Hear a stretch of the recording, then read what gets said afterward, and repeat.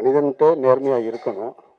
அந்த நேர்மை இன்னைக்கு போகக்கூடிய காலகட்ட சூழலில் வந்து கொஞ்சம் கொஞ்சமாக மாறி போய் புத்திசாலித்தனமாக வாழ்வது தான் வாழ்க்கையாக மாறிடுச்சு.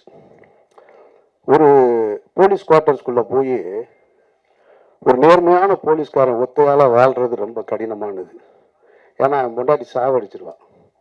அந்த வீட்டுக்காரர் பார்த்தியா, அவர் டெய்லி வரும்போது 2 பையன் எடுத்துகிட்டு வர்றாரு. இந்த வீட்டுக்காரர் பார்த்தியா, இவரை பார்த்தியா, அவர் வந்து பைக் வாங்கியிருக்காரு, அவங்க மாமனார் கார் வாங்கி கொடுத்துருக்காரு. அப்போ ஒரு ஒரு சமூகத்துக்குள்ள தனியாக ஒருத்தர் நேர்மையாக வாழ்கிறது ரொம்ப கஷ்டம். இதை எல்லா வேதங்களும் சொல்லியிருக்கும், எல்லா மகான்களும் சொல்லியிருப்பாங்க. நான் எனக்கு தெரிஞ்சதை சொல்கிறேன். முகமது நபி ஒரு இடத்துல சொல்கிறாங்க, ஒரு காலம் வரும், அந்த காலத்தில் சத்தியமும் உண்மையும் நேர்மையுமாய் ஒருத்தன் வாழ்றதுன்றது இருக்கு இல்லையா, அது உள்ளங்கையில் நெருப்பு துண்டை வைத்து கொண்டிருப்பதற்கு சமம் அப்படின்னு சொல்றாங்க. வாழவே முடியாது. இங்க உண்மையும் பொய்யும் கலந்துருக்கும்.